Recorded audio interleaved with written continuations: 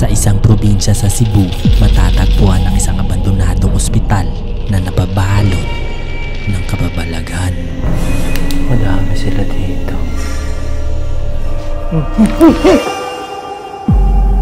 Ano to, kamay?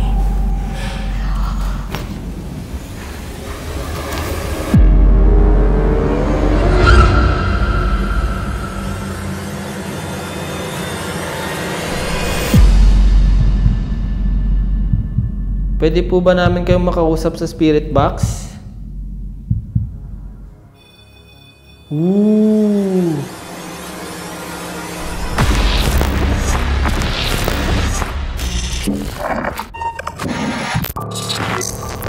Taong 1940s nang itinayo ang mansyon na ito at kalaunan ginawa itong ospital para sa mga sundalong Amerikano at Pilipino nang sakupin ng mga Hapon ang Pilipinas noong ikalawang digmaang pandaigdig.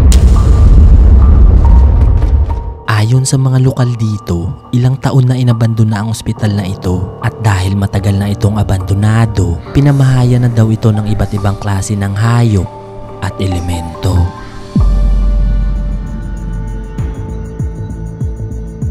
Medyo malayo ito sa sentro kaya gabi na makarating kami dito. So guys, dito na ngayon tayo papasok sa ospital. So ito na siya. So kailangan natin magdahan-dahan kasi medyo madamo dito. Madamo na ang paligid kaya kailangan magdahan-dahan, baka may ahas kaming maapakan. Dala na rin namin yung mga gamit na ni Dayan tsaka yung iba na dito na rin sa bag. Sa harap na bahagi nito meron 3 daanan at meron kaming mga nakitang gamit na naiwan. Unahin muna natin tong first door, tapos iwan lang namin yung gamit kasi sobrang dami naming dala. Meron pa ditong naiwang sapatos, oh. Parang logbook kasi may mga time mo. Oo, ano? Check the nursery area Oo nga. and monitor normal situation. 16 2016 pa ang huling record ng logbook na ito. Ibig sabihin, magsasampung taon na itong abandonado. Pintuan dito. Check natin kung ano meron, tara. Papasok na sana ako nang may bigla na lang. OMG.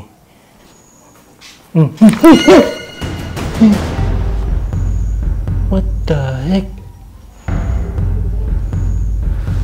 Tignan muna yung ilaw. Yung mga paniki. So, dito, meron pang mga naiwang ano to. Siguro pataba to sa lupa. Niwan lang dito. Merong nakalagay. Pero hindi ko sure kung anong room to. Pumasok ako para tingnan anong meron sa loob. Ayo! OMG. Meron pang mga naiwang gamit. At sa kwartong to, nagkalat ang mga kumot at mga sapin na ginagamit ng pasyente.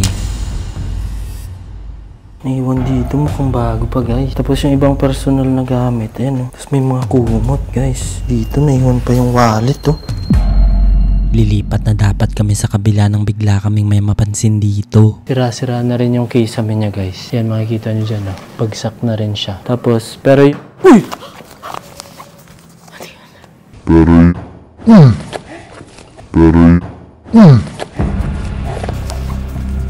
Meron kaming narinig na tunog na galing sa loob. Tiyangala. Tapo! Sinubukan ko ring tawagin baka may tao, pero wala kaming narinig na sagot. What the heck? Dito siya nanggagaling. So, check natin. Yan natin. Nag-decide kaming puntahan para makumpirma kung ano ito dahil baka may kung anong hayop sa loob gaya ng sabi ng mga lokal dito. Ayo! Ayo!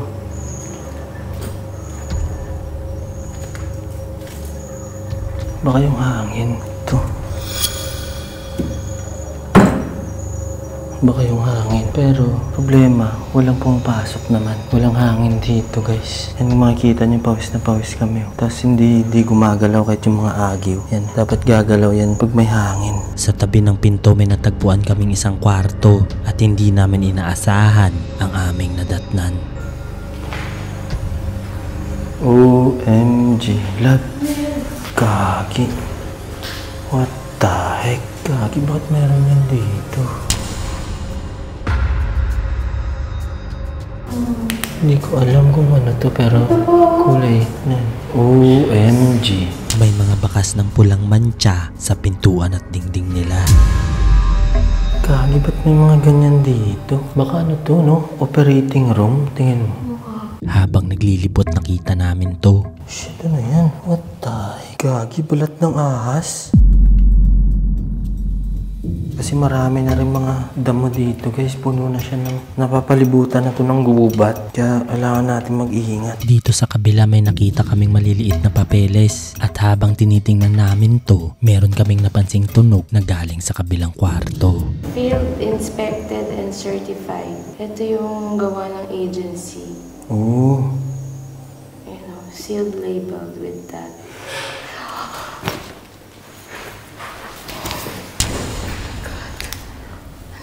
What? Blah, blah, blah. Sealed labeled with that.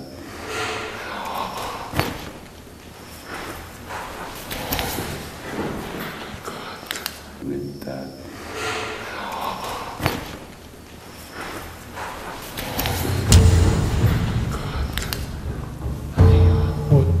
Blah, blah, blah. Hindi ko alam kung rinig. Ayo.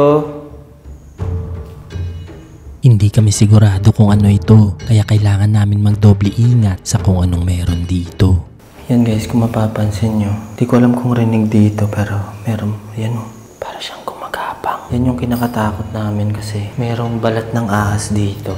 So yung mga tunog, hindi kami sure kung paranormal or what unless ma-investigate natin. Pero yung kinakabahan kami dito is yung baka may ahas sa paligid, gagi tumatay yung balahibo ko. Tapos kung maririnig yun dito guys, may mga dumadaan pa. Kasi time check ngayon, 9:27. So medyo maaga pa. So may mga dumadaan pero bumubusina sila kasi alam nilang haunted tong lugar na to.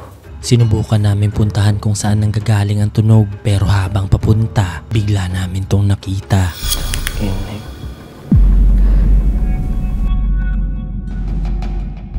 Okay, check natin.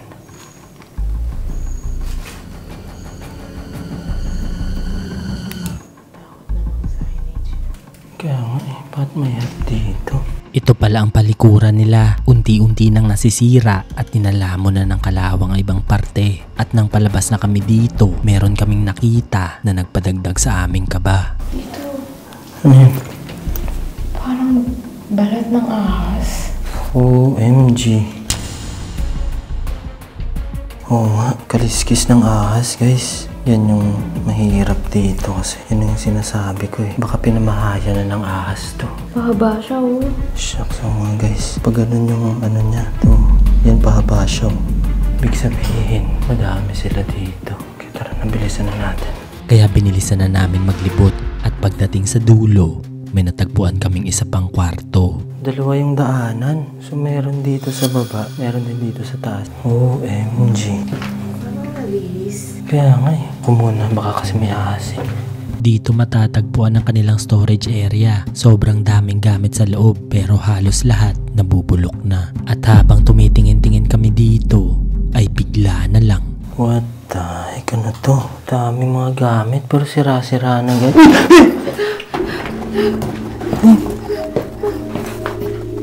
Puchang gala.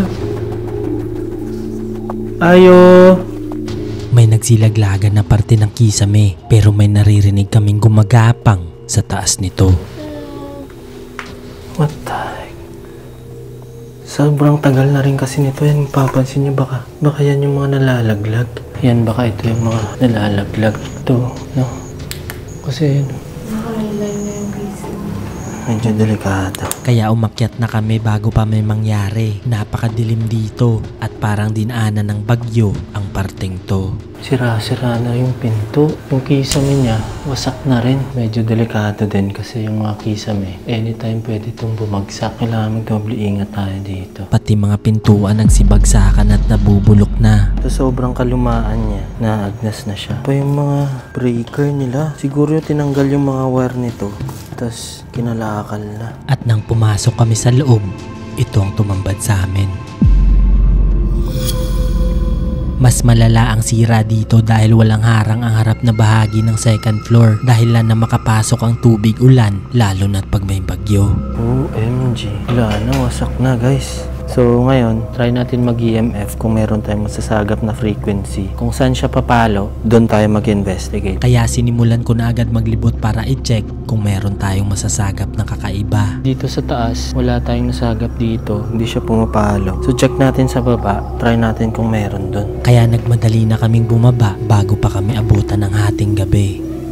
Wala dito. Check natin dito. Tuloy-tuloy lang kami sa paghahanap pero wala kaming nakukuhang response. Wala din. Pero pagpasok namin sa huling kwarto, ito ang nangyari. Yung room kung saan yung mga kamay. Ooh! Nakita mo? Hindi ko alam. Bigla itong umilaw pero mahina. Check natin. Meron talaga lab. Kaya sinubukan kong magtanong kung sasagot ito at ipi-play ko ng diretso ang video para makita nyo kung gaano ka-active dito. Meron ba akong kasamang espiritu nandito? Ikaw ba yung nagpailaw nito? Nakita mo? Tiyonggala. Guys. Guys, wala. Akin na. Akin na yung kamay mo. Yan, walang hawak yan si Dayan, guys. Yan o. Tinuloy ko lang ang pagtatanong pero wala kaming kaalam-alam na meron na palang nahagip ang camera. So, pwede mo bang pailawin ulit yung dala kong EMF? Kung meron akong kasama dito, patunogin niyo po ulit. Pwede niyo pong paabutin sa pula kung nandito po kayo ngayon. Meron ba akong...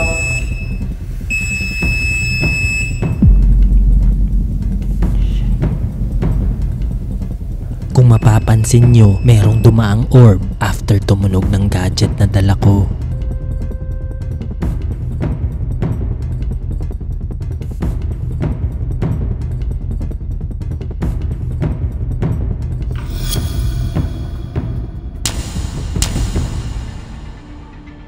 Sinubukan din namin lumayo baka sakali kami lang ang nadedetect nito pero ganun pa rin ang resulta na nasasagap niya. Yan o. What the heck?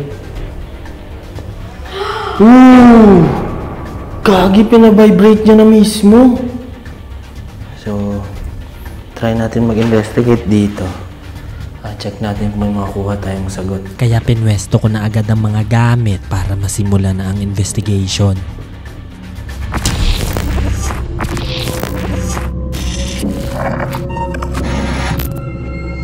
Unang tanong pa lang ito agad ang nangyari. Meron ba kaming espiritu na kasama dito ngayon? Kung oo, patunugin niyo pong isa sa mga gadgets na dala namin.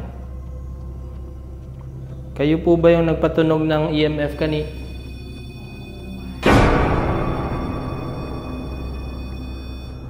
the heck? Pinatunog nito ang REM pad. Ibig sabihin, tugma ang nasasagap ng EMF kanina. Pwede niyo po bang patunugin kahit isa sa ibang gamit namin? Meron po tayo ditong dead bell. Pwede niyo po itong lapitan. At kahit hindi pa tapos ang tanong, sumasagot na ito. Hindi pa ako tapos, guys. Tumunog na agad siya.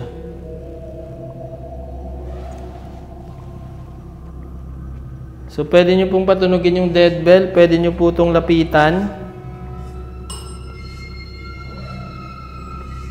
Hindi pa ako tapos, guys. Sinubukan ko kung kaya niyang patunugin ang iba pang gamit na dala ko. Pwede po kayong sumagot gamit po itong ibang dala kong gadgets. Gamit po yung mga gadgets. Lapitan niyo lang po ulit yung REM pad. Ito. Yung dead bell, pwede niyo pong itap. Kaki.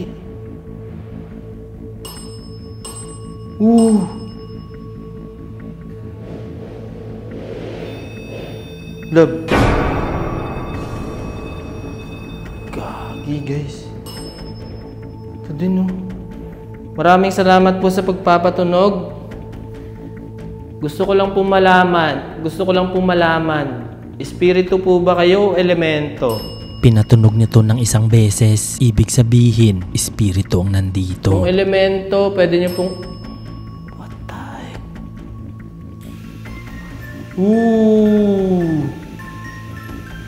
Gagi! Dito na kami kinilabutan dahil 4 na aparato na ang pinatunog nito. Shit, matay.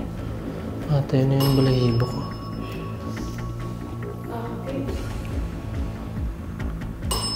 Shit. Kung espiritu kayo, pwede nyo pong patunugin yung dead bell 1 beses, kung elemento 2. At wala akong kaalam-alam na hindi na pala nito pinagana ang isa kong kamera. Espiritu po ba kayo o elemento? Sinubukan ko ulit kumpirmahin at sumagot ito gamit ang music box.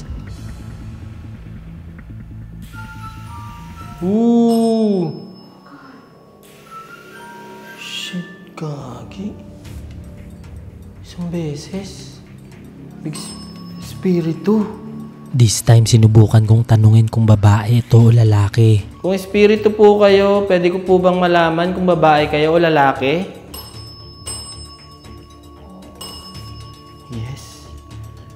Pwede nyo pong patunugin ng 1 beses kung lalaki, kung babae 2. What the heck?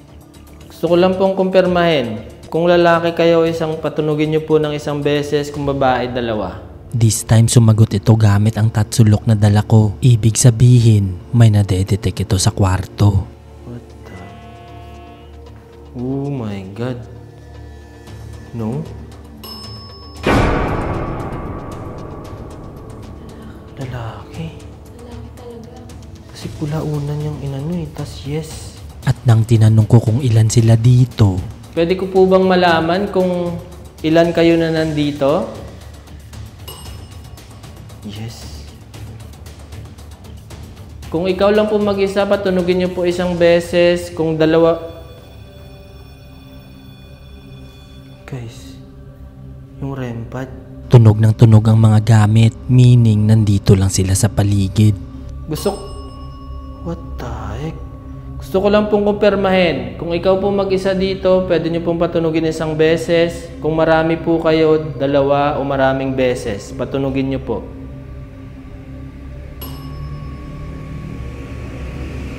Shit. 1 beses. 2? What the heck? Madami sila dito.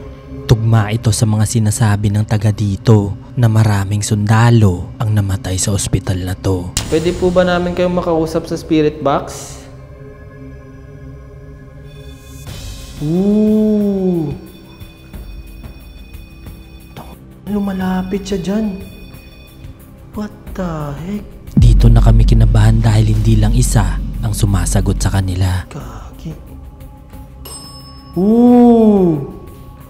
Yes. Dito po ba kayo namatay sa ospital na to? Lahat sila, guys. At nang tanungin ko kung gusto nila kami nandito, ito ang nangyari. Gusto nyo po ba kami na nandito? Gusto nyo...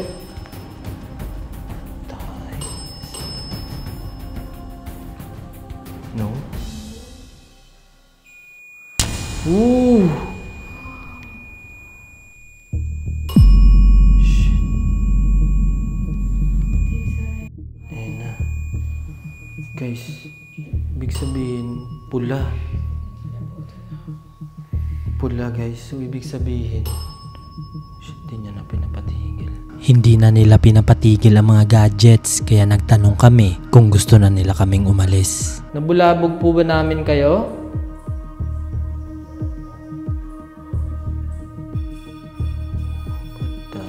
Guys. Mas lumala na ang kaba namin dahil kinumpirma nito ang sagot niya sa 3 aparato. Gusto... Oh my God. What the heck?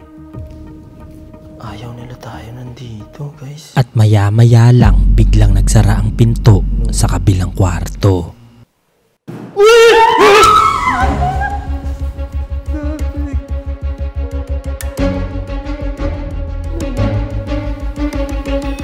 Oh shit!